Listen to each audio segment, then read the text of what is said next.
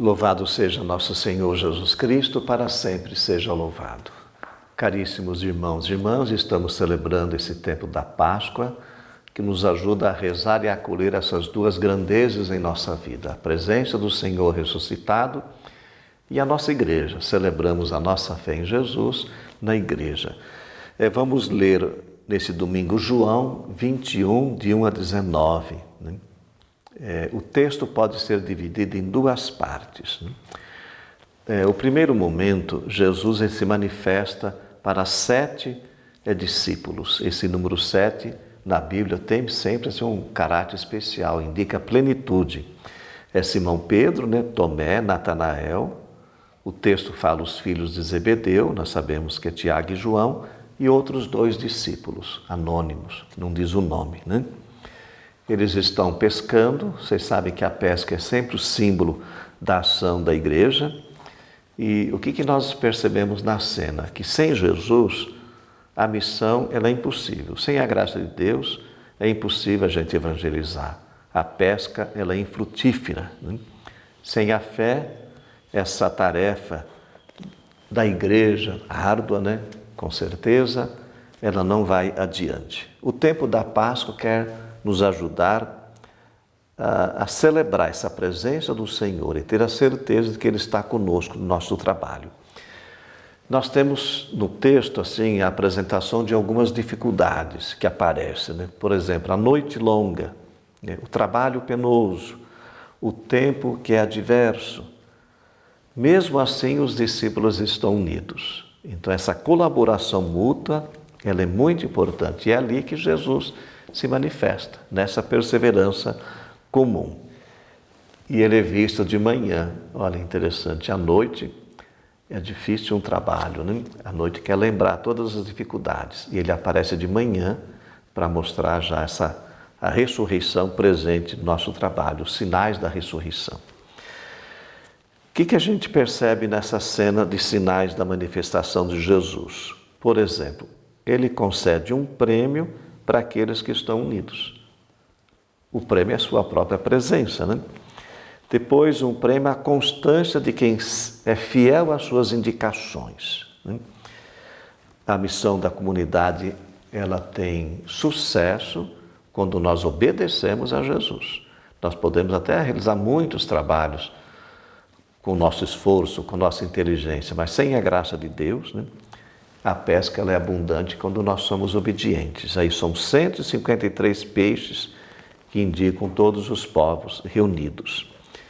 Jesus se manifesta com a sua bondade, com a sua misericórdia. Quais são os sinais? As brasas, o pão, o peixe, a refeição, são indicações já da Eucaristia. Ele oferece a sua vida e pede a colaboração dos discípulos.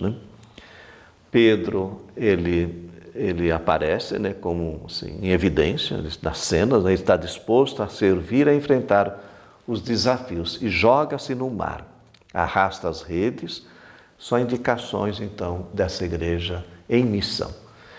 Irmãos, depois nós temos uma segunda parte, após a refeição, é um momento particular de Jesus com Pedro, um momento íntimo, E Jesus oferece a Pedro um encargo pastoral que se fundamenta no amor. Pedro, tu me amas? E repete, tu me amas, Jesus assume essa missão.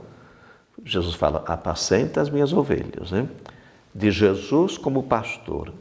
Ele representa a igreja, dessa presença do pastoreio de nosso Senhor Jesus Cristo. Amar aqui é dar a vida.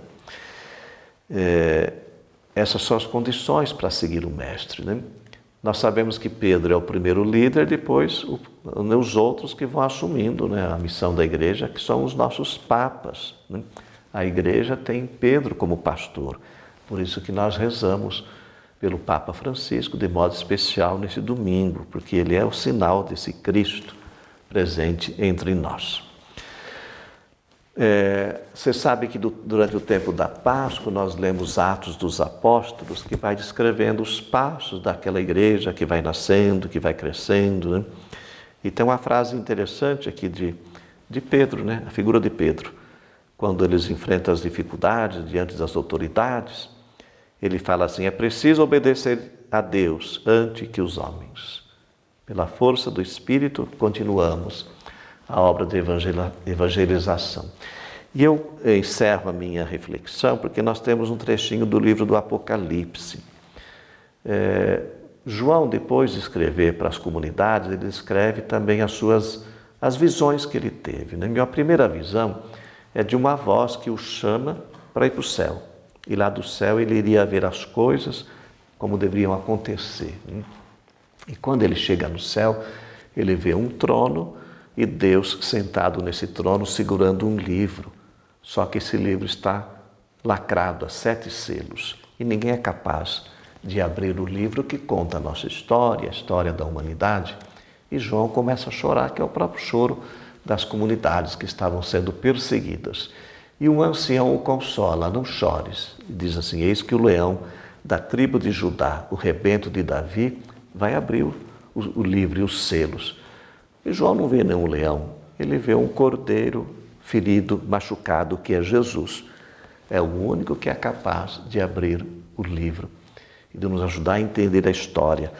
Eu estou lembrando essa passagem porque nós lemos os versículos finais, né, desse capítulo 5, a passagem lida na liturgia, depois que se abre, né, esse livro que conta a nossa história, que nos ajuda a entender a nossa vida. Só Jesus é capaz de abrir esse livro. Aí tem um cântico novo dos anjos, dos anciãos, das criaturas que glorificam a Deus. Nós também somos convidados a entrar nessa roda de louvor, de agradecimento e de honra a Deus, porque nós fomos libertos pelo sangue de Cristo, o Cordeiro imolado. E na Páscoa nós celebramos de modo pleno essa presença do Cordeiro vivo entre nós. Que a bênção do Deus Todo-Poderoso, Ele é que é Pai, Filho, Espírito Santo, desça sobre vós e permaneça para sempre. Amém.